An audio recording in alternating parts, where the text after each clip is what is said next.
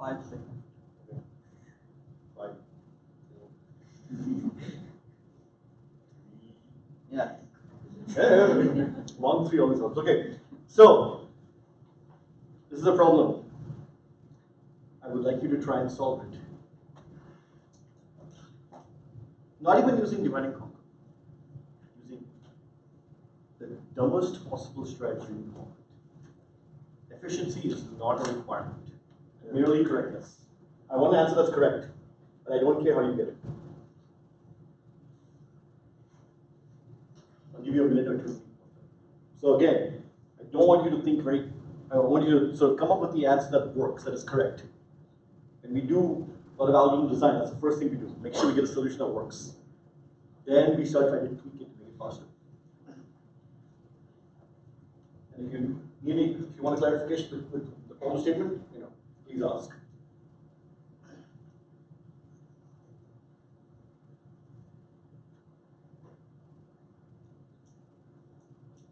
This is a well-known problem. It's called subset sum. You're trying to find a subset that matches a particular target sum.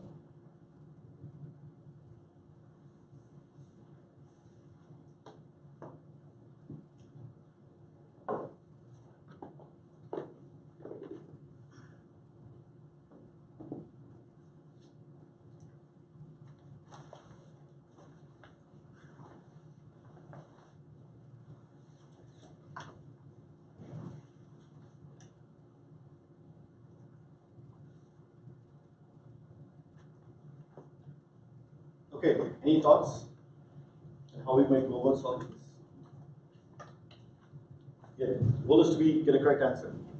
Not right now to be efficient about it, just to get a correct answer. Any thoughts? And we can get to target S, right? There are 2. I don't know. If Oh. you can, maybe you can't. Oh, that makes sense. I mean, if not, then you should be able to say, no, I can't. And if you can, you should be able to say, here's the answer. Okay. Yes. Sort it. Sort the input. Yeah, sort Okay. the input. And then? You can check to see if the first element is greater than S. Okay. And if it's not, then then we can't have an answer. And then if it's smaller, then we could just keep summing up each individual. So wait, are you saying that if the first element is smaller than S, you want to include it? Potentially, yes. I don't know what potentially means. Well, I know I didn't ask for an efficient algorithm, but I did ask for an algorithm. So I know what potentially means. Give me an algorithm. So I guess if it's included. No. So let me rephrase. What you said is sort the elements, take the smallest one. Yes. If the smallest one is less than S, We can add it to the array. no. You're hedging again. Okay. Are you adding it or are you not adding it? Oh, I'm good. I will add it. Okay. So if the smallest element is smaller than S, add it to the set Yes. And then subtract. and subtract that count and continue. Yes. Okay. You're shaking your head. May not get solution. Okay, now give us a counterexample. This is good. So For example, if S is 5 and the small letter is 4 and the next is 2. So but he sorted it. But then the So you would have started thinking with 2, right? In his algorithm. For example, I give an example like S. First of all, okay, if you're going to give a so this is the way we think about counterexamples. Give me the input. The input is 4 and then 5. Oh, S is 5. 4 and 6. 4 and 6. The input is 4 and 6. And S is 5. And S is 5. Okay. So his algorithm will sort the input, take 4. 4 is less than 5. It will add 4 to the list. Yes. Then it will try to add 6 and fail. And it will say there's no solution. That's correct. There is no solution. There's no way to get 5 from this thing. So his algorithm is working. That's not a counterexample. You had what I thought was the beginnings of a better counterexample earlier, but you lost yourself in the mix. You had this 2 somewhere, now you were trying to talk about that. But I still think if you include Thinking is cheap. Counterexamples are expensive. I don't want thinking. I want a counterexample. Yes. So 2, 3, 4, and 5 are all in the set. Okay, so the set is 2, 3, 4, 5. Yeah. Okay, so the set is 2, 3, 4, 5, and it's sorted already, so that's good. Yeah. And what is S? 5. S is 5. Okay, so he adds 2. And 3 and 4. No, but he adds 2. Yeah. He said he's going to subtract from S now the value 2. So Oh, he has 3 okay. left. He gets 3. Oh, great. We're done. 2 plus 3 is 5. We're down 3. There's a way to break this. Sorry? No 3. In the list. Remove 3. Okay, so now we have 2, 4, 5. S equal to 5. I like that. By the way, I like you said there's a way to break this. That's how you should think about these things. Very good. So now we run the algorithm again. And by the way, Azia, don't take this personally. Oh, no. Like, I mean, this is how we learn the process of making our own. We have to learn to attack ourselves this way. So we're doing it as a collective, but this is how I want you to think about your own algorithm. It's very hard to do it yourself. You have to learn that skill. So it's 2, 4, 5, right? So now we took the 2 by the algorithm. We subtracted 2 from 5. We got 3, and now nothing is less than 3. We're stuck. Whereas if we had just known to take 5, would have been done. Good. We made progress. We had a proposed algorithm, and it seemed reasonable, but we found a counterexample. And in this case, the counterexample is saying you can't seem to take it in sequence. Okay, does someone have an algorithm that actually works? Again, efficiency is not an issue. Yes? The sum is greater than the expected, subtract the last one. No. It's not specific enough. I'm an algorithm. I don't know what you missed. Be more specific. Same way which you said, so I start with sorting the So we start by sorting the list. sorting the list. Okay, then what do we do? And then starting with small, We take the smallest element. add the elements into We keep adding keep adding, till we get to the S. get to the S, and if the sum is greater than S, remove the last, subtract the last one. Okay? Okay, and then? And continue the process. Okay, so run your algorithm on 2, 4, 5. So we took 2, that's great. We took 2 plus 4, oh no, throw away 4. 2 plus 4 is 6, 6 is greater than. So we throw away 4. Throw away 2. You said throw away the last one. Oh, so last in the 6. Okay, fine. So throw away the smallest element. And continue. Okay, so new algorithm. Sort the list, start from the smallest, and keep adding till we either match the target sum or exceed it. If we match the target sum, we are done. If we exceed it, throw out the smallest element and continue. Go. Other examples. If there are, I'm not saying.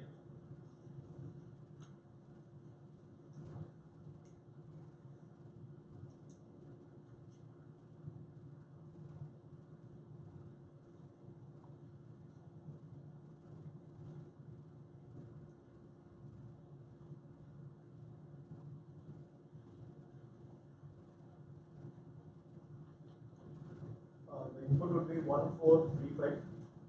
Yeah, 1, 3, 4, 5. Okay, so the new input is 1, 3, 4, 5, and what is S? S is 10. S is 10, okay. So let's run. We go 1, great, 3, great, 4, great, 5, oh no. So we stop, throw away 1, and now we have 3, 4, 5. And now we're stuck. Whereas the correct answer is, what's the correct answer? 5, 4, 1. So our decision to throw away 1 was a costly error because we kind of needed it. We just didn't know it right then. Okay. So the problem is you're too clever for me. You're all coming up with trying to come up with good algorithms. I didn't want a good one. I just want something dumb. That actually works, because it's much better to have a dumb algorithm that actually works sometimes than these clever ones that are failing. So can we come up with something that actually works? That is sort of obviously correct, it's going to work. Yes. Obviously correct is going to work? Yeah. Exactly. Are you going to present us one that's obviously correct is going to work? Yeah, I'll print the dumbest solution. So Very good. just generate all the subsets and There you go. Generate all possible subsets and try them. You're laughing, but I did say I wanted I know. I wanted the first answer you can get. Generate all possible subsets and try them out. Will this work? If there is one, it will find it. If there isn't one, it will say at the end, sorry, I tried all possible subsets. There's nothing wrong with this. There is no shame in an algorithm that works. There's a little bit of shame. It's a brute force algorithm. But it's a good way to start thinking about this. We have a brute force procedure in the sense that it just tries all possible answers. Right? I'm trying to find a subset. Then the natural response is try all subsets. Okay? How long will this take? Sorry? Who said NQ? Tell me why you said NQ. With this, we If you start off with the first element, then. But I just started with the first one. I said try all possible subsets. So how long will that take? Anyone? Anyone except Pranav whose hand I've ignored because Melissa's hand up. Sorry. How long does it take to try all possible subsets? In order to answer that question, what do you need to know? How many subsets are there? Megha? That's the. And then we have to search it once to find the thing we want the answer from. So there's a search. I don't know, so the search. There's no search. Try. When you say try all possible subsets, is it just 2 to the power n? It's not exactly. It's a little bit more. Not much more, but a little bit more. That's a constant. It's not a constant. Once I check that, how long does it take me to check that subset? Oh, then There's a linear time operation, a worst case linear time, right? So if you think of try one, all possible subsets, this is correct, and the running time is something like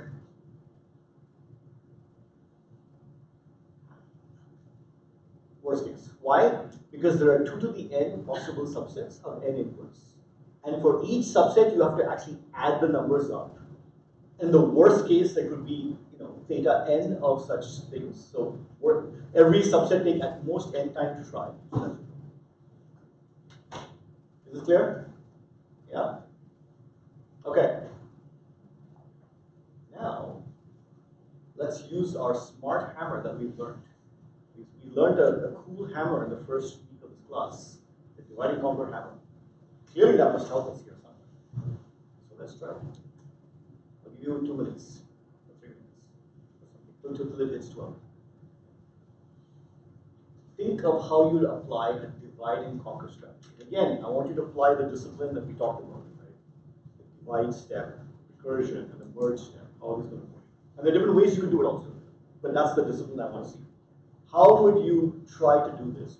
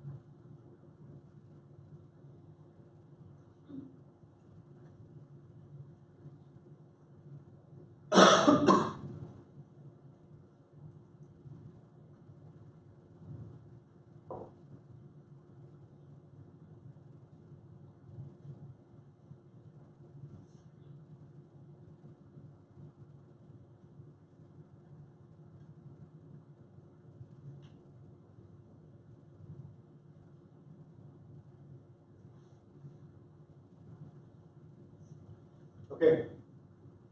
Dividing conquer, I guess. What do you say? So I say first sorting, then dividing in half. Check the first element, the second half, first element, the second half, and compare to S. If it's larger, then just throw that half out. Okay. Then generate all the subsets of the first half, and continue. And dividing is 2, then check it again and generate all. Wait, how is this dividing? This this weird first step. I don't understand what the first step is. When you take the first element of the second half and check it again. Why? Because if it's larger than s, then you don't need to. But you have to explicitly check for it. So what are you doing with the rest of the second half? Just wait, because it's But suppose it's not small. Suppose it's not large. Then Suppose the what? first element of the second half is smaller than s. Then what do you do? Then it's again Then it's the same void. same order. I don't understand what the algorithm is. Start again. So first we sort it, You sort it, divide it in half. divide in half, Okay. and then check the first element of the second half with s. Yeah. If it's larger, you will write the second half. I suppose smaller. If it's smaller, then you have to generate. Then we have to divide it into two halves again. Both. Which So parts? it will be 4 parts. First half and second. So it sounds like all you're trying to do is find an element that's larger than s. So why don't you just find an element that's larger than s? Why do the division? So let me rephrase your strategy. Sort the elements, find the first element that's larger than s, throw out everything above it. And now what do you have? And what you have left? What do you do? Now everything is less than s. So what is your strategy Yeah, now? generate. Sorry? It's not really recursive. It's not really a recursive procedure. Yes. You just have a little filtering step that says, look, if there's an element more than s, I don't care. By the way, that won't always work. When will that fail? If you have negative numbers. I didn't tell you don't have negative numbers. So you're assuming that everything is positive in that strategy. So that won't always work. So it's not even correct. Okay, next. Divide and conquer. Anyone have a divide and conquer strategy for this? And I'm willing to suspend disbelief on the correctness just for now, just to get our brains thinking. So do you have any ideas for what it might look like?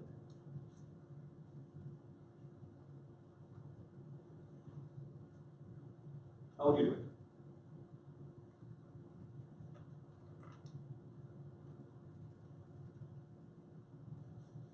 So, remember, the goal is to find a subset whose target sum is S.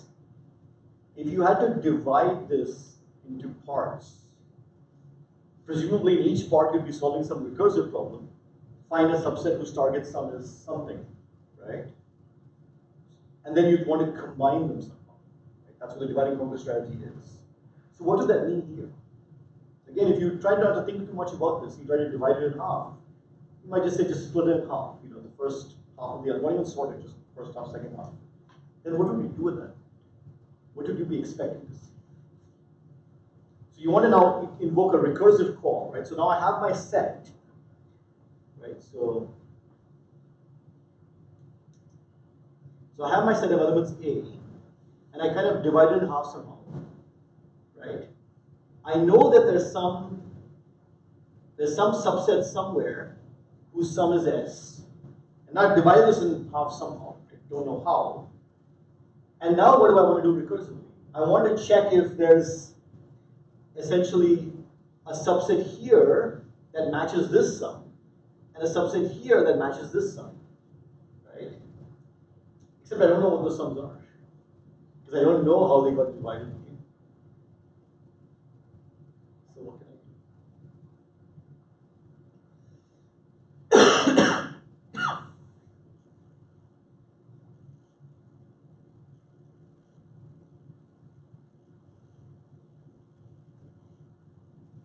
So one strategy that we will consider a smart recursion strategy is to be very not smart.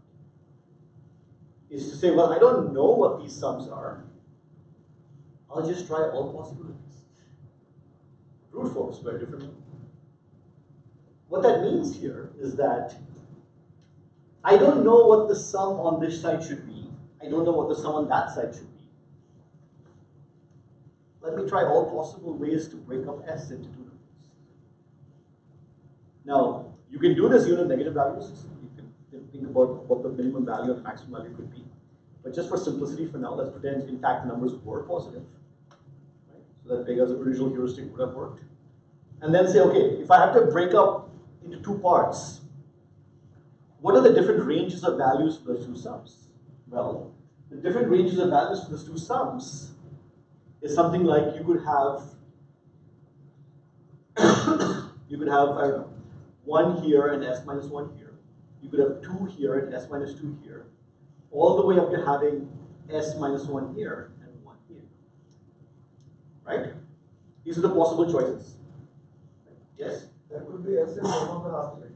The other half might not have it. But then I'm going to see right now. That's what I'm saying. Let's assume they're all positive. So then every sum is at least more than is always more than 0, which is why I exclude that. But yes, you have one more there. There are S minus 1 different choices, right? And for each choice, I have to recurse on both sides, right? Yes? So if I had to write down a recurrence for this, I would say something like T of n is equal to 2 times S minus 1 times T of n over 2 plus some, let's see. So I do this check, I get the sets separately, and that's all I have to do, so it's constant mode. So do you agree that this recurrence correctly characterizes this divide and conquer strategy? First of all, before we try to analyze it, do you agree that it characterizes it? Yes. Just to clarify earlier points. So are we assuming in this that you're trying to lay out, are we assuming the list is sorted and we're splitting? No. Okay, so we're just splitting in half arbitrarily. Arbitrarily, which is why I do not know how the sums are going to break up across the halves. You just know that the sums, Have to be something. right, so they could, so 1, 2 up to S minus 1, is that equal to the sums? These are the sums on one side. Possible sums. On one side, and therefore the other one has to be that way. Otherwise, I want a total sum of S, so I have to do that. So I'm essentially guessing the right balance between the two sides. And when I say guessing, I don't mean I'm just guessing it, I'm actually trying all possible values. Right? I don't actually know which one is good. So does this make sense that this procedure is correct in the sense that if there is any, so think of it this way. Let's say there is a set that in fact gives you a sum of S, then that set must have a portion on one side and a portion on the other side, no matter how I split, right? Then at some point, that the portion on one side will have a value K, which is somewhere here. The portion on the other side will have a value S minus K, which is here. That means that when you try that particular recursion, look for a set of size K and look for a set of size, S minus K. By induction, because the divide and conquer, you'll be guaranteed to find this, which means you'll be guaranteed to find that set. So again, induction works here, and it works here because that solution we're looking for must split somehow, and we've tried all possible ways of splitting, so we will find it. That's the proof that this is correct. Okay? Again, it's an induction proof. Because we're assuming that once you recurse, that part is correct by the induction hypothesis. That it will actually find a set. It doesn't have to, now remember, you might think, well, how will it find that exact set? It doesn't have to. All I have to find is some set of where you have K on one side, S minus K on the other side, it matches, right? And we're guaranteed to find at least one such thing, because there's at least one such set that has it. So as long as the induction hypothesis holds, everything works. And so once you have that, this recurrence is what you get, because now you have to do recurrence on both sides. That's a 2 times T of n minus 2. But you have to also do it S minus 1 times for each value, each choice that you pass into it. Okay? And if you have to solve this recurrence, again, using the standard Marshall theorem argument, you'll get something like, roughly speaking, and you can apply the Marshall to verify this. Remember, it's n to the log A base B, so it'll be n to the log S. Yes. Let's see the Then check at the end that just to write down the final answer. So in fact, I mean, just to make sure that everything is that you just say, yes, I found an answer to this subset. Yes, I found an answer to this subset. Yes, I can return it back up and say, yes, I found an answer in my recursive call. Right? Because basically I'm saying, is there a yes no answer to this question? Right? Is there a set? You also want to find the set. I'm ignoring that for now. You can adjust this accordingly to actually write down the set. But really what I'm trying to say is there an answer? So I want to get a yes on both sides. I want to say yes, there's a set of size K here. Yes, there's a set of size S minus K here. Therefore, yes, there's a set of size S here. Right? And so I need that. So that constant time work to sort of check those things is what I'm working on. If input is 1, 2, 3, 4 and you want to find yes is equal to 1. So in that case, So my input is the numbers 1, 2, 3, 4. Yeah. I want to find the sum as 1. Yeah. So in that case, if we divide it as half, it will be entirely on the left subset. That's fine. Then like we have to include 0. Oh, I see. That's right. So we may need to include good point. So we should put 0 here as well. That's a good point there. We should allow the possibility that that it's entirely on one side. Is that what you're saying? Yes. Good. So in fact, I will then. That's a good point. Someone missed it earlier when you mentioned it. That's correct. Doesn't change you. Yeah, good. That's good. Okay. Wait, that's S plus 1. How come no one's correcting me? You trust me too much.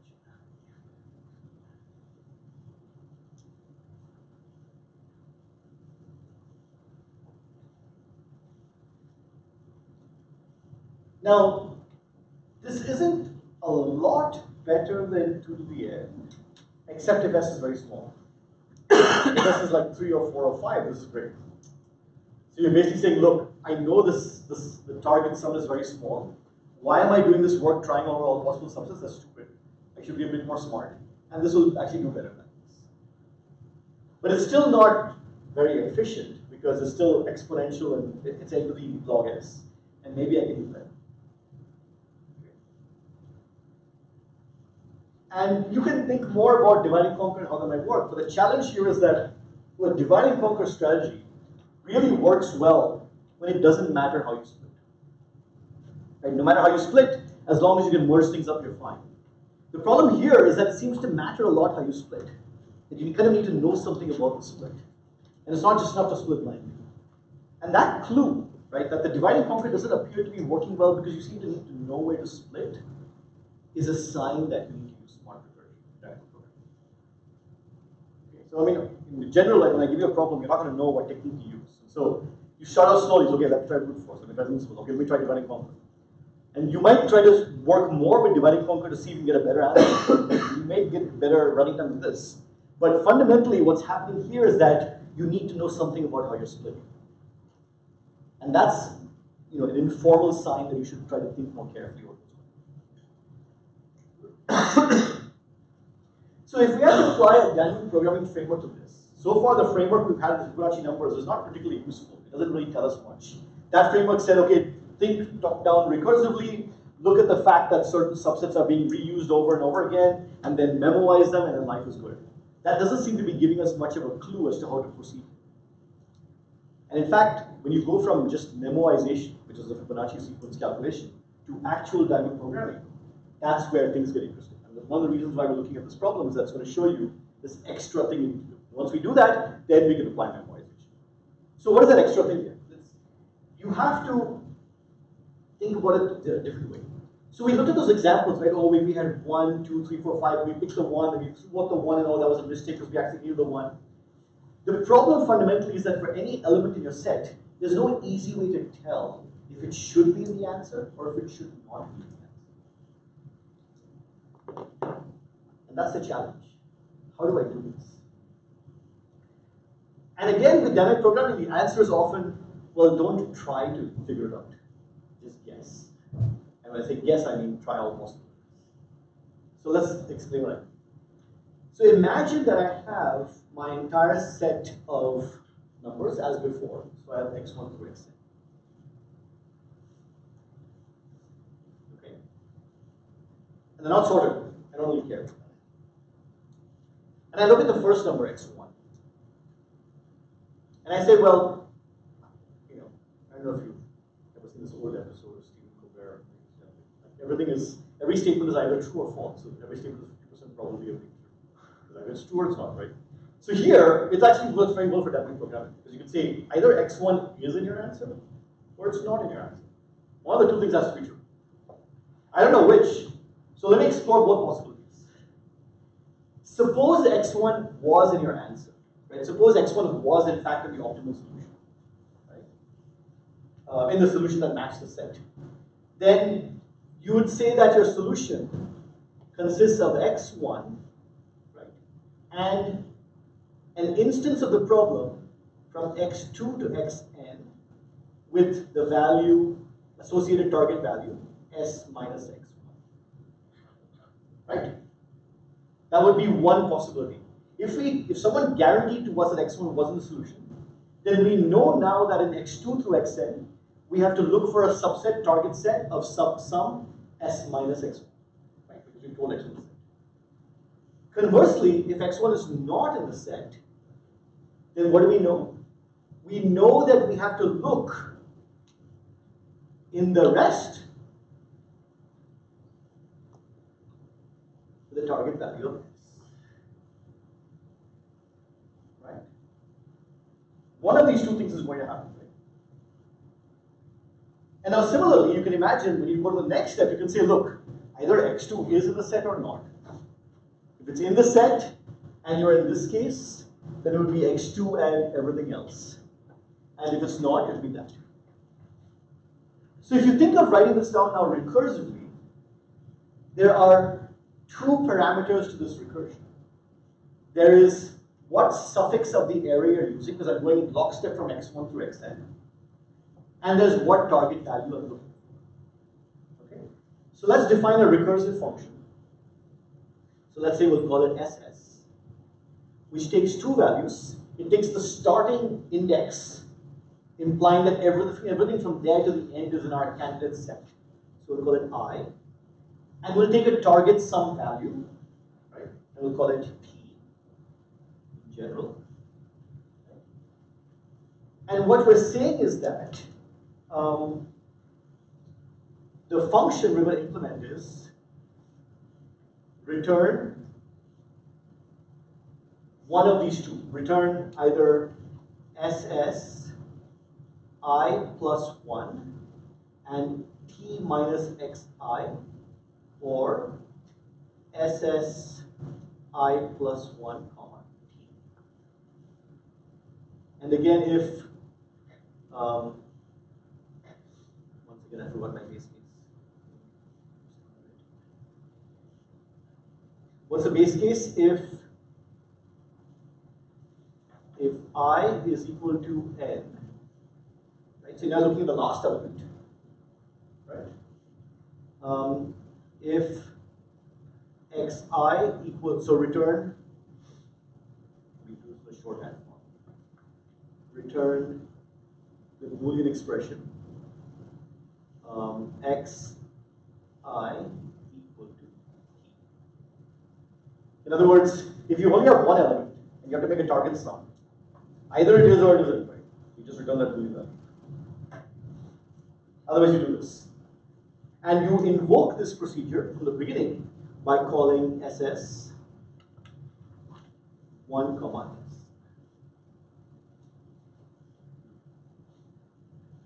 Okay. We now have a recursive strategy for solving the problem. It says, look, I want to figure out whether there is some subset of I through n that sums up to t. If I is n, you return the border case. Otherwise, look, either you picked I and you got a good answer from that, or you didn't pick I and you got a good answer from that. If either of them work, we're happy. And so we do it. So we now have this recursive procedure that will work, yes. So we are just checking if there is subset. We are not returning the actual subset, which is right. And here's an interesting, fairly simple puzzle for you. How would you return the actual subset? Remember that these two subroutines represent different choices. This one says pick I, this one says don't pick I. So in fact, in this recursion, if we don't do the return, look at their values and say which one was true, which one was false, we can decide, we can actually pass back up. We can actually mark, okay, we marked off xi is picked. So you can imagine if this one is true, put a little mark on in an auxiliary array at I. If this one is true, don't put a mark there. At the end, just look at all the marks you have. So that's actually very easy to reconstruct backtracking, which is why I want to focus on the determination of the exists number. Yes? Does this thing takes care of the situation where you already have some in between? Like for example, there are 10 elements in there, and after checking 5 elements, you already achieve the target sum. Well, we'll run it through the recursion. Yeah, you're running through. So you have which 5 elements? The first 5 you mean? Yeah, let's say that first 5 elements already gives you the target sum, right? Yeah. Then you are checking for So you're saying I'm doing extra work. extra work. But was it incorrect? Yeah, that's what I'm thinking. Okay. If you have efficient short circuiting of the OR command, the minute this fires, it won't execute the second one. So you could, your compiler might take care of that problem for you, actually. Right?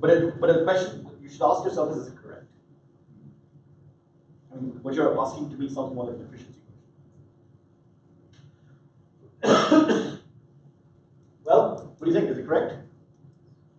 But you can't answer that because there's nothing there. No. Alright. Oh, it's out. So, again, we have to think inductively. This is a recursive procedure. We have to think through induction. Assume that the procedure is correct, right? For all values of s, for all values of t less than s, and for all values of I more than 1. We're going backwards. Okay. The base case would be for all values of I, where s is 0, right? And for any fixed value of s, where I is n. Well, for any fixed value of s, when I is n, this is correct, right? It returns it correctly in this case. Should we be checking for if t is 0, for the sum was 0? We keep on decreasing. If the sum is 0, then this will be very inefficient, but it will not fail this piece of code. I think you could optimize this code to be more clever when t is 0. But just for clarity, I mean, you're right. We should check saying if t is 0, return fail, right? But this will not be incorrect. So just, yes. Yeah, if t is 0, it necessarily doesn't mean that it's not positive, because it can be positive and negative. Right, so right now we're still working in the realm where this is all positive. And you'll see why in a second. It's just more convenient. So let's pretend it's all positive for now. Right, so if t is 0, then the answer is nothing. It's an empty set. So you could imagine having a check initially saying if t is 0, return the empty set and you're done. Yeah, but what I'm saying is, as you keep on decreasing, right? Let's say you pick the first element. You assume that you go into the first recursion, that I plus 1 and t minus xi. So you keep on decreasing in that decision step, and at some point it might be 0. It might be 0. So yeah, so I mean, I should say I have no problem with adding another check here, right? I think that actually might make the proof a little bit easier. So let's do that.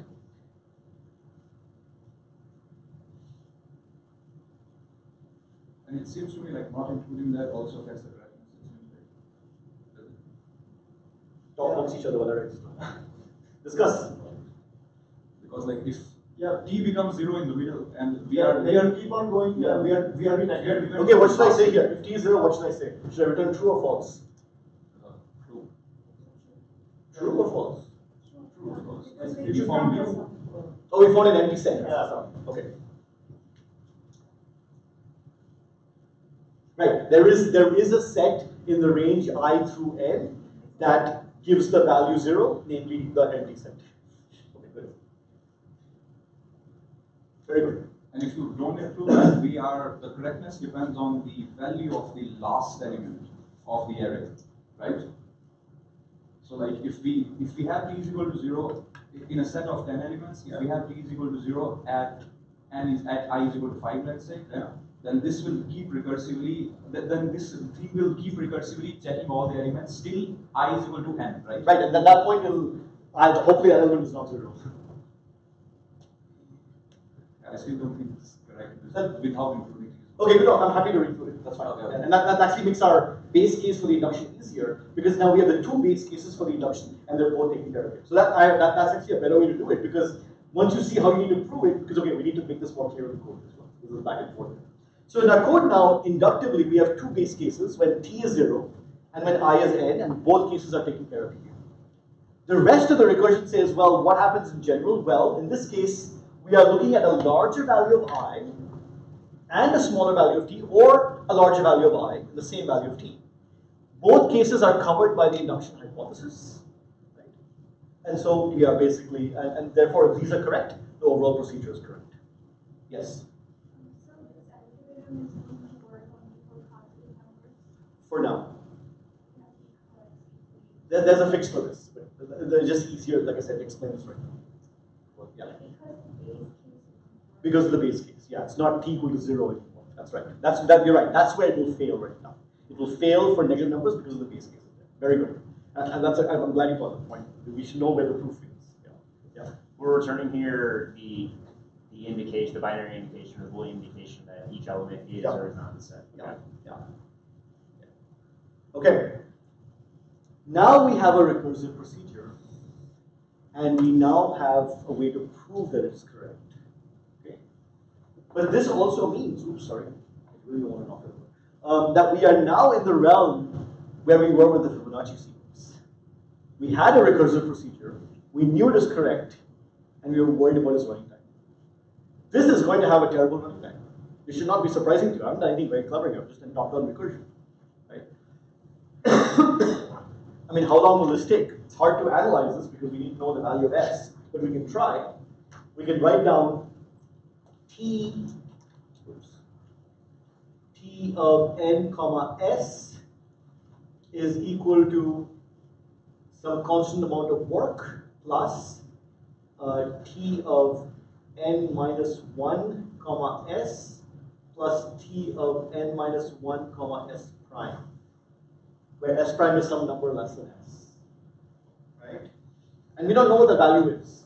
It could be s minus 1 in the worst case, right? So in the worst case, you might say, okay, this is something like, this is going to be less than equal to t n minus 1 comma s plus t n minus 1 comma s minus 1, which is less than equal to 2t n minus 1 comma s. And it's not hard to see now that if you take this recurrence right here, this is going to be exponential in n.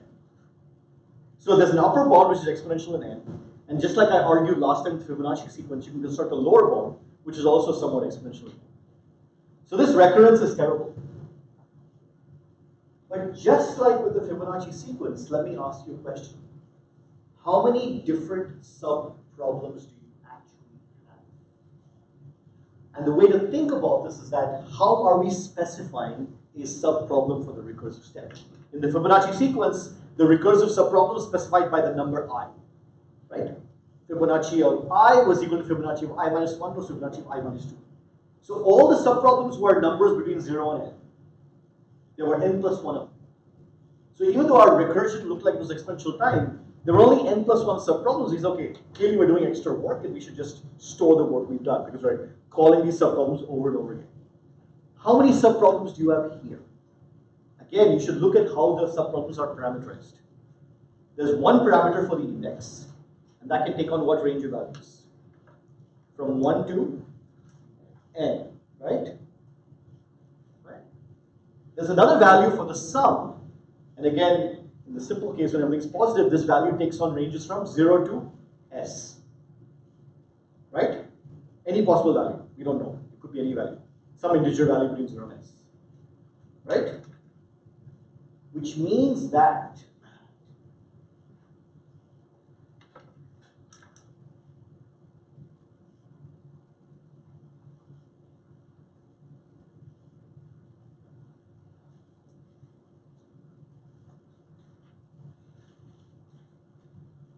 the total number of subproblems is only n times s. There is really no good reason for us to be taking time exponential in n when the total number of subproblems we're considering is only n times s. There just aren't that many subproblems, so we must be repeatedly calling the same subproblem over and over and over again. And that is where we already know from last time, we should just be storing these values and not trying to work so hard to recompute them over and over.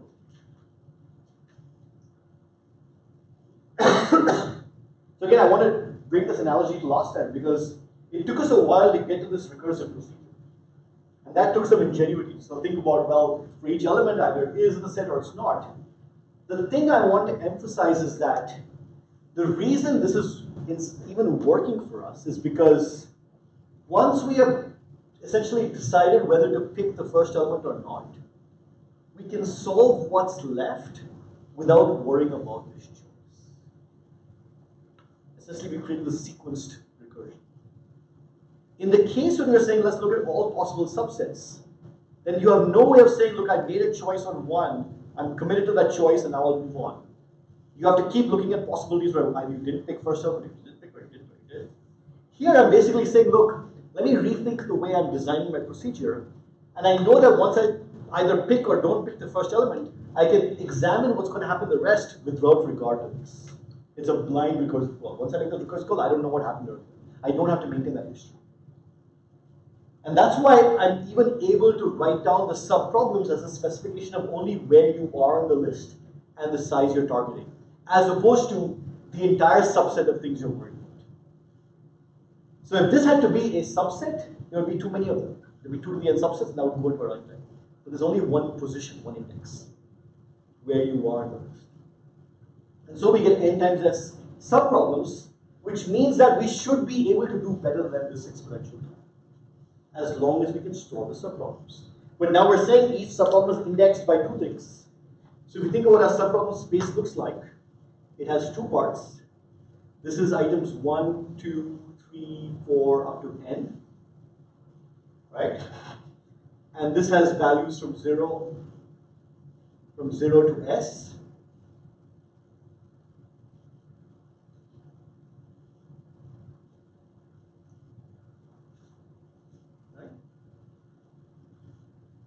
What we want is the value here. Imagine that we're filling each entry of this 2-dimensional array with the answer yes or no. And what we want is the value at the top there, right? T1, comma s, right? Now remember how we did the recursion. The recursion said to compute T1, comma s, we have to look at 2 other things. What are the 2 other things we have to look at? Either we don't pick one, in which case we have to look at T2, comma s, right? Or we do pick one, in which case we have to look at some value T2, comma s minus whatever the value of 1 was, which might be somewhere down here. Yes? So in other words, we have to look at, to compute this value, we have to look at this value, and we have to look at this value, which are values somehow before it in time. Remember what I said about smart recursion and dynamic programming? The trick is to think recursively, which we've done, but then look at how the recursion is working and try to unroll it and implement it backwards. What this is saying is recursively is that this value depends on those 2 previous values. They will depend on previous values. Where will this procedure end? Where you have a base case. It will end at the bottom. Or it'll end here. Right? If we keep doing this recursion backwards, it'll end there.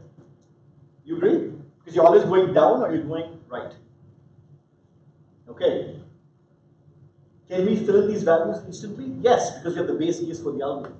We know that if the sum is 0, then trivially this is true for all cases.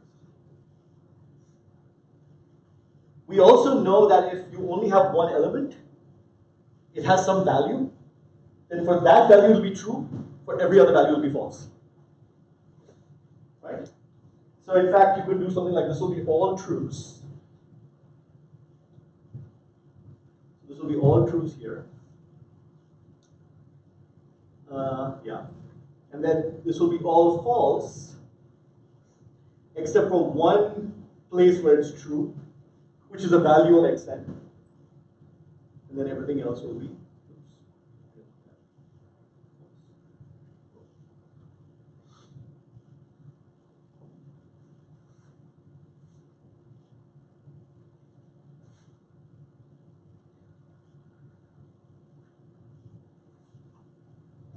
Okay. So now instead of thinking about this recursively from the top down, think about this as going bottom up. We know we have to get there eventually. Let's not worry about that. Can we fill in this value? Well, this value depends on this value and this value. Okay, so let's start here. Can we fill in this value? Yes, it will depend on this and something down here. So you can fill it in. Can you fill in this value? Yes, it will depend on this and something down here. You can fill it in. And so on this. You can fill this entire row here. Then you can fill this entire column here, sorry. This entire column here, this entire column here, this entire column here. Eventually you fill up this entire column here, and you'll get the answer. So in the case of the Fibonacci sequence, it is this easy thing where once you unroll the recursion, you just start at the beginning and you fill your way up to the end. Here you have this more two-dimensional version of this, where your answer is, your state of your problem is parameterized by two things. And in each case, you have to look at some previous items to fill them in. So you fill them in backwards. So the way you're procedurally implemented is by unrolling the recursion and then starting two loops, basically saying for s equal to 0 to, for t equal to 0 to s, for I equal to 0 to n, 1 to n, just fill up all these things. Using that principle as the, and at the end you'll get the answer. Each of these steps takes constant time to do. There are n times s buckets to fill in. Your overall lifetime is n times s, which is about what you should expect.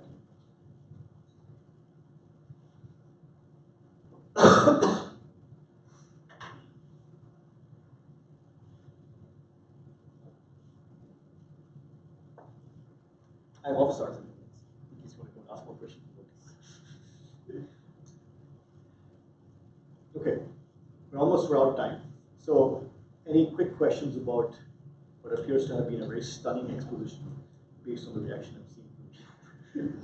So, once again, the principle here is similar to what we saw last time with the Fibonacci sequence. Namely, come up with a top-down recursive design that is correct. Look at the number of subproblems you seem to be recursing on. Observe, if that's the case, that the number of subproblems is much smaller than the amount of time the recursion appears to be taking. Conclude that maybe you should be storing subproblems rather than recomputing them each time. And then think about what the subproblem space looks like. In this case, it's a two-dimensional space. And the fact that you have this, essentially this directed acyclic graph here, where you're always looking earlier in time, tells you the reverse order. Right? This won't work if this could go both forward and backwards. If you had a number here that depended on things here, then everything would be connected up and there'd be no natural sequence to do this. But because there's a natural sequencing here, you can go backwards on the sequence.